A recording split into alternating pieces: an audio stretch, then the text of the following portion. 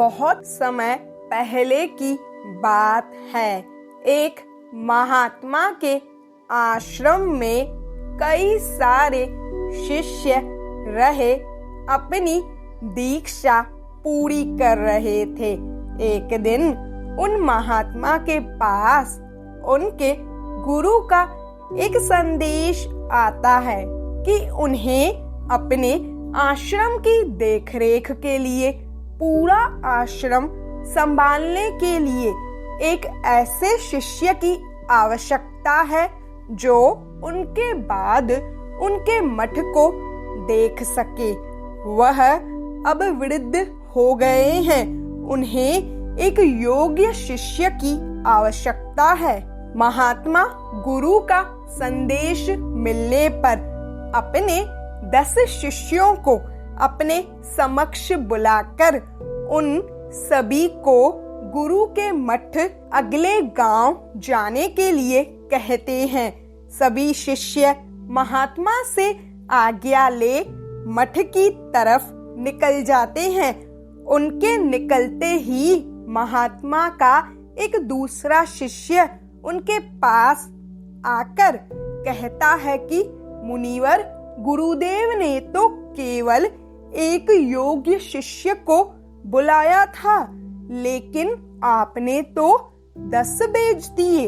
ऐसा क्यों? आपको ऐसा नहीं करना चाहिए था। भला वहाँ इतने लोगों की क्या आवश्यकता? उसकी यह बात सुनकर महात्मा कहते हैं कि तुम धैर्य रखो। उन 10 शिष्यों में से गुरुदेव के पास केवल एक ही शिष्य पहुंच पाएगा। यह सुन शिष्य को कुछ समझ नहीं आया कि इस बात का अर्थ क्या है, लेकिन वह आगे कुछ भी ना पूछकर उनके पहुंचने की प्रतीक्षा में लग जाता है। यहाँ 10 के 10 शिष्य मार्ग में निकल चुके थे। गुरु का मठ दूर था। सभी को बहुत लंबी यात्रा तय करनी थी। पैदल चलते चलते सब थक गए थे। मार्ग में एक वृक्ष के नीचे बैठकर सभी कुछ देर के लिए विश्राम करने लगते हैं। तभी उन 10 शिष्यों में से एक शिष्य के मन में विचार आता है कि उसका जीवन कितना ही विचित्र है। पहले आधा समय मैंने दीक्षा लेने में गवा दिया, फिर दीक्षा मिली तो महात्मा ने आश्रम के और कामकाजों में लगा दिया। प्रतिदिन सुबह जल्दी उठकर सेवा करना, कामकाज करना, भिक्षाटन करना, स्वयं प्रवचन सुनना, दूसरों का मार्गदर्शन करना, ध्यान साधना करना, सारा समय तो ऐसे ही बर्बाद हो गया। मैंने स्वयं के जीवन में कभी विश्राम ही नहीं किया। पहले से ही हम इतना कठोर जीवन जी रहे हैं और उसमें भी अब दूसरे आश्रम की जिम्मेदारी भी दे रहे हैं। मुझे तो लगता है कि एक दिन ऐसे ही मैं यह जीवन व्यतीत करते हुए मृत्यु को प्राप्त हो जाऊंगा। मुझे कोई सुख नहीं मिलेगा। यह विचार शिष्य के मन में बार बार चल रहा था कि तभी कुछ देर में वह फिर से मार्ग में चलना शुरू करते हैं। कुछ देर बाद उस शिष्य को अपना गांव दिख जाता है। उसे अपना गांव देख अपना पुराना आनंद से भरा हुआ जीवन याद आ जाता है। वह दूसरे शिष्यों को आगे बढ़ने के लिए कहकर अपने गांव की तरफ बढ़ जाता है और उसी क्षण अपना सन्यासी जीवन त्याग देता है। अब मार्ग में केवल 9 शिष्य आगे बढ़ रहे थे। कुछ दूर जाने के बाद दूसरे शिष्य के मन में भी यह विचार आता है जितनी तपस्या और कठिनाई सन्यासी बनकर झेल रहे हैं, उससे कम तो उसके सांसारिक जीवन में थी। बेहतर होता कि मैं वही जीवन जीता। इस तरह भागदौड़ तो नहीं करनी पड़ेगी और समाज सेवा की जगह अपने घर के लोगों की सेवा कर लूंगा। यही सोचे वह बिना किसी से कुछ कहे बीच मार्ग से गायब होकर सन्यासी जीवन का त्याग कर देता है और अपने गांव लौट जाता है और बाकी बचे 8 शिष्य मार्ग में आगे बढ़ जाते हैं। एक दिन समाप्त हो चुका था। 8 शिष्यों ने अभी तक आधा मार्ग ही पूरा किया था। वे रात में कहीं रुकने के लिए स्थान देखने लगते हैं कि तभी उन्हें उस नगर का राजा मिल जाता है। राजा महात्माओं से बहुत प्रभावित था। वह हमेशा उनकी सभा में रहता, उनकी सेवा में लगा रहता। जब वह अपने नगर में सभी भिक्षुओं को देखता है तो बड़ा प्रसन्न होता है और उन्हें अपने महल में सेवा के लिए ले जाता है। वह महल में उनकी पूरी सुख सुविधा की व्यवस्था कर देता है। वह बहुत खुश था कि आज उसे इतने सारे व्यक्तियों की सेवा करने का अवसर मिला है। जब सभी भिक्षु विश्राम कर रहे होते हैं, तभी एक भिक्षु महल में टहल रहा होता है और वह राजा रानी की बातें सुनने लगता है, जिसमें राजा रानी से कहता है कि उनकी कोई संतान नहीं है। उनके राज्य के अगले उत्तराधिकारी के लिए उन्हें किसी संत महात्मा जैसे व्यक्ति की खोज है जो निस्वार्थ होकर साम्राज्य को देख सके। यह सुन तीसरे भिक्षु के मन में लालच आ जाता है। वह सोचता है किसी मठ की जिम्मेदारी उठाने से बहुत बेहतर होगा कि मैं एक राज्य का राजा बन जाऊं, ताकि पूरा जीवन सुख से व्यतीत हो। क्यों ना मैं ही यहाँ का राजा बन जाऊं। अगले दिन राजा सभी भिक्षुओं की विदाई करते समय उनके समक्ष उत्तराधिकारी बनने का प्रस्ताव रखता है। तभी मौका पाकर सबसे पहले तीसरा भिक्षु प्रस्ताव को स्वीकार करके कहता है कि समाज सेवा के साथ में किसी को प्रजा की भी देखरेख करनी चाहिए। यह कहकर वह वहीं रुक जाता है और बाकी शिष्य मार्ग में आगे बढ़ जाते हैं।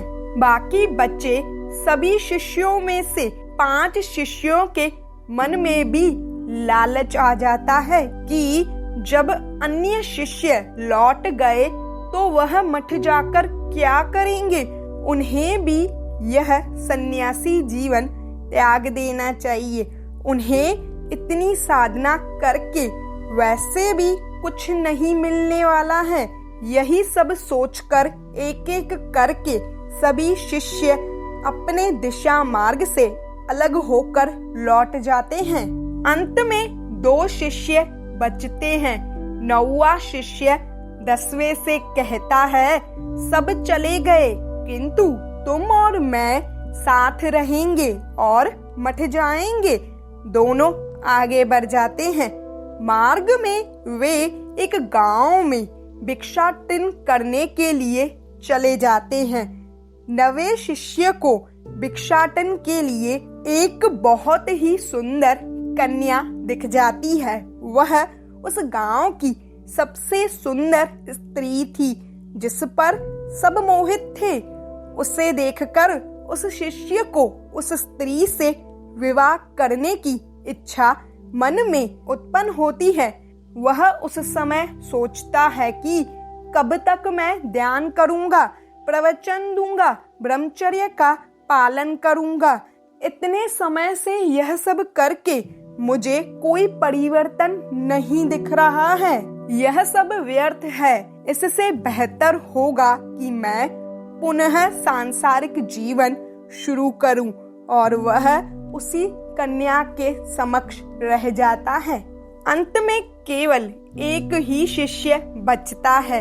सभी शिष्य अपने मार्ग को बीच में ही बदल देते हैं और दूसरे जीवन की शुरुआत कर देते हैं। सभी मार्ग से भटक जाते हैं, किंतु एक ही सही मार्ग की तरफ बढ़ता जा रहा था। वह अपनी यात्रा जारी रखता है और कुछ ही दिनों बाद गुरु के मठ पहुंचकर उनकी सेवा में लग जाता है। वह सारे कार्य का भार अपने ऊपर उठा लेता है और प्रसन्नता से सब कुछ करने लग जाता है। कुछ महीनों बाद महात्मा और उनका वही शिष्य जब अपने गुरु से मिलने उनके मठ पहुंचते हैं, उस समय शिष्य मठ के कार्यों में लगा हुआ था।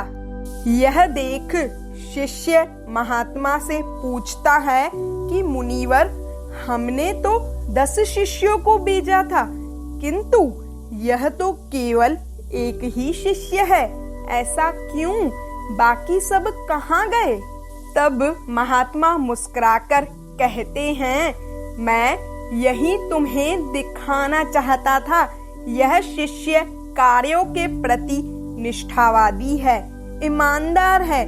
उसका स्वयं के कर्तव्यों के प्रति पूर्ण समर्पण है। वह जानता है कि उसे करना क्या है, कैसे स्वयं के ऊपर नियंत्रण करना है। उन सभी शिष्यों ने दीक्षा तो ली थी, लेकिन उस पर अमल केवल एक ने ही किया।